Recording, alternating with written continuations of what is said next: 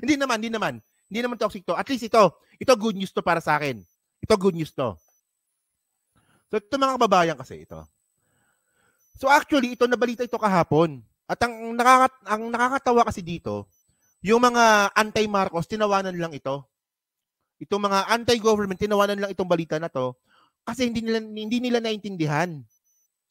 So ito medyo boring to pero pipilitin ko pong explain ng maayos sana.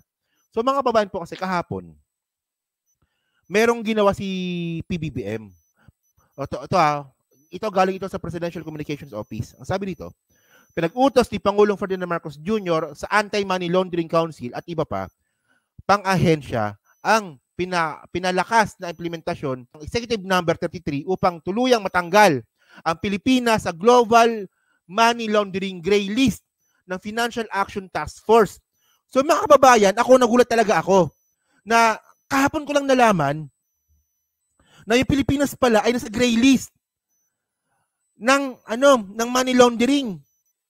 Kasi mga kababayan kasi, ang ibig sabihin kasi ng money laundering, kumbaga yung mga pera na galing po sa masama dinadala sa Pilipinas para linisin. Ayan po yung money laundering. So nagugulat po talaga ako mga kababayan na ang Pilipinas pala ay nasa gray list pala ng money laundering. At ito po ay nangyari nung panahon ni Digong, 2021. Di ba? Ang pinupunto ko lang kasi dito mga kababayan, tinatawanan ng mga DDS itong pangyayari po na to, pero in the first place, nangyari pala itong pagpasok po sa gray list ng money laundering ng Pilipinas sa buong mundo nung panahon ni Digong. So mga kababayan, ito pakita ko sa inyo.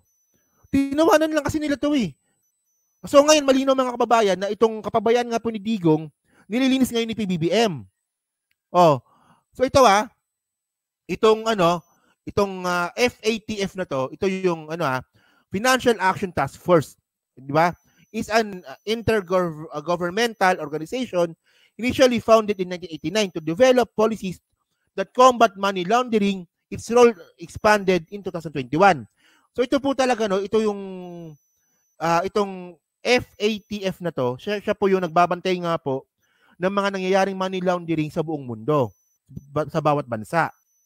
At mga kababayan, ito na balita ito nung 2021. Okay? Tama, ito ba yun? Okay.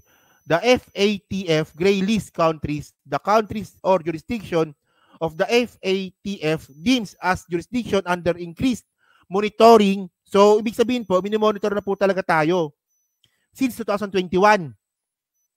These are countries that are actively working with the FATF to address the strategic deficiencies in the regimes to counter money laundering, terrorist financing, proliferation financing. And then mga kababayan, ito po nabasa ko to sa Reuters. Philippines hopeful of exiting global money laundering gray list. Nabalita po ito kahapon. At ang nakalagay din po dito mga kababayan, the FATF, an intergovernmental organization combating money laundering and terrorism financing, added the Philippines the list in June 2021 for several reasons, including risk of money laundering from casino junkets and lack of prosecution for terrorism funding cases. So meron dalawang reason. Kung bakit nakapasok ang Pilipinas sa gray list nga po ng money laundering. So andito po yung casino junkets at saka yung terrorism funding cases. So ang akala ko ba, ang isa sa mga pinaglalaban ni Duterte ay tungkol sa pagsugpo sa terrorism. Pero ang nakakalungkot kasi dito mga kababayan, ang daming naloko. So ibig sabihin ng mga kababayan, pinupondohan yung mga terorista gamit ang pera na galing sa Pilipinas na nilinis sa Pilipinas. At meron pang casino junkets. Isipin niyo mga kababayan, di ba? Nilinis to eh. Nililinis ni PBBM to ngayon eh. Ang isa sa mga nakita kong reason dito mga kababayan is yung Pogo. Kasi nung March 2020, meron na po talagang report na talagang vulnerable talaga sa money laundering yung Pogo. Okay? So report, Pogo's highly vulnerable to money laundering. Okay? The Philippine Anti-Money Laundering Council, AMLAC, has issued a report claiming that Philippine offshore gaming operations or operators and their service providers are highly vulnerable to money laundering. Kasi nga po, mga kababayan, ito the AMLAC said that the high amount of cash and check transaction involving Pogos were of particular concern. These transactions are difficult to trace, making them especially convenient for money launderers. So ito yung isa sa mga kapalpakan nga po ni Digong. Kaya nga po, kasi mga kababayan, di ba ito? Kero ano naman mangyayari kung nasa gray list tayo ng money laundering. Makakaroon po talaga ng malaking impact po ito sa Pilipinas. Kasi mga kababayan, una gray list pa lang eh. Pag pumasok na po tayo sa blacklist, mahirapan na po yung mga OFW natin na magpadala po ng pera sa Pilipinas. Lahat po ng pera na papasok sa Pilipinas, magiging suspect ng money laundering. Lahat ng perang papasok sa Pilipinas. Kapag tayo po ay hindi po nakaalis sa gray list po ng money laundering sa buong mundo at kung tayo po ay papasok sa blacklist. Di ba? Kasi ibig sabihin nun, kapag tayo po ay talagang bansa po ng money launderer, magkakaroon po ng malaking suspetsa na lahat po na papasok ng pera sa Pilipinas is gagamitin para linisin. Para yung illegal na pera, maging legal na pera. So, damay po doon yung OFW. Hindi lang OFW mga kababayan. Hindi lang. Sabi dito, no? The Southeast Asian nation was at risk of returning to the Financial Action Task Force gray list, which could delay foreign investment. Kasi, pati rin po foreign investment kasi nga po, pag foreign investment po mga kababayan, may papasok pong pera sa Pilipinas. So tulad nga pa na sinabi ko mga kababayan, lahat ng perang papasok sa Pilipinas magiging suspect sa money laundering. So kasama po dyan yung foreign investment. Damay po ang ekonomiya ng Pilipinas dito. At saka, and make remittances from millions of Filipinos overseas, which powers domestic consumer spending, subject to stricter scrutiny and monitoring. So ito mga kababayan, napabayaan ni Digong ito, na nililinis po ni PBBM ngayon. Ngayon, ito, may reference ako. May ebidensya po tayo na nililinis ngayon ito ni PBBM. Paano ididimang ito ng mga putrags na DDS na yan? Na talagang palpak talaga si Digong. Ayan no? Di ba? Kasi akala kasi nila si Digong Diyos. Akala kasi nila si Digong hindi nagkakamali. Di ba? Ganyan po yung mga kulto. Ako nga, nagbabanggit nga ako ng kapalpakan ni PBBM eh. Di ba? Di ba? Ako kinukundin ako si Frasco. Di ba si Frasco? Yung sa DOT. Yung PCO kinukundin ako. Kasi hindi naman po ako kulto. Pero itong mga DDS po na itong mga kababayan, ito, paano nyo sasabihin na hindi totoo ito, nililinis na nga po ni PBBM. At nangyari nga po itong money laundering po na ito sa Pilipinas nung panahon ni Digong.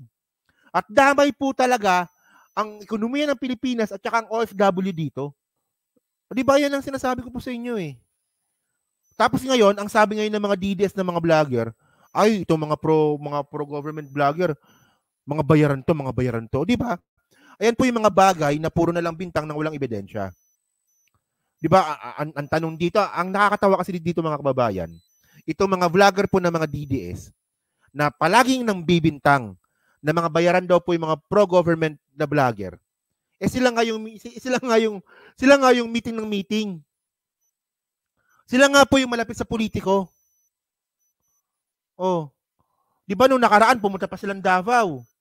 Nag-meeting sila doon. And then mga kababayan, nung nakaraan taon, meron pong waiter. Ayokong banggitin kasi ito kasi wala akong ebidensya eh. Pero may nagbanggit sa akin na subscribers po natin na waiter po sa isang restaurant na andun po yung mga DDS na nagmi-meeting at narinig po talaga ng waiter po na yon na yung nagpopondo po ng meeting na yan ay si Bongo. Kaya nga 'di ba, kung mapapansin niyo nga po mga kababayan, yung mga DDS ngayon sobrang agresibo ngayon. Kasi nga po may kumukumpas. Sila yung malapit sa politiko. Eh ako nga, di ba nakita nyo ba ako nasa Malacanang? Nakita nyo ba ako na, di ba kahit na may mga invitation sa akin, na Takero, punta ka dito. Hindi ako pupunta kasi unang-una, malayo ako, nasa Iloilo ako. Pero ngayon nasa Manila ko ngayon eh. Nasa Iloilo talaga ako. Hindi ako makakapunta. Then pangalawa, ayoko din po talaga mapadigit sa politiko. Kasi once po na napadigit ka sa politiko, maimpluwensyahan ka po talaga bilang isang independent na vlogger. So, ayun lang po nakakatawa mga kababayan. Bintang nila, gawa nila. Di ba? Bayaran kayo. Tapos yung bayad, 30,000 pesos a month. Ipagpapalit ko yung natitirang prinsipyo at dignidad ko sa 30,000 pesos a month. Kasi mga kababayan, no, yung mga influencers po talaga na binabayaran po, sila po yung walang revenue po sa YouTube at saka sa Facebook. Kunwari kayo, diba, vlogger kayo, kumikita na kayo ng maayos. Tapos magpapabayad pa ba kayo? It doesn't make sense. Tingnan niyo yung nagbibintang talaga sa amin. O sila yung mga walang revenue sa YouTube eh. Kaya nga sila nga. Kasi mga babayan, pupunta ba kayo ng meeting sa Davao? Pupunta ba kayong Davao ng libre ng pera ninyo? Come on. Kaya madaling tanong sa DDS, yan nga, di ba? Ebidensya, di ba? Tama si Kuya Inaro. Oh. Bago nyo kami pagbintangan na bayaran, ebidensya muna. Eh kayo nga yung may mga ebidensya nga na bayaran eh. Una, kayo yung malapit sa politiko. Pangalawa, kayo yung palagi nagbi-meeting. Nakailang meeting na kayo? 4. Naka-4 na meeting na kayo. At kada meeting ninyo, nagiging agresibo kayo.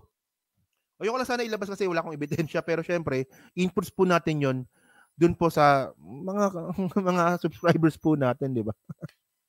So thank you po mga kababayan sa 830 po na nanonood.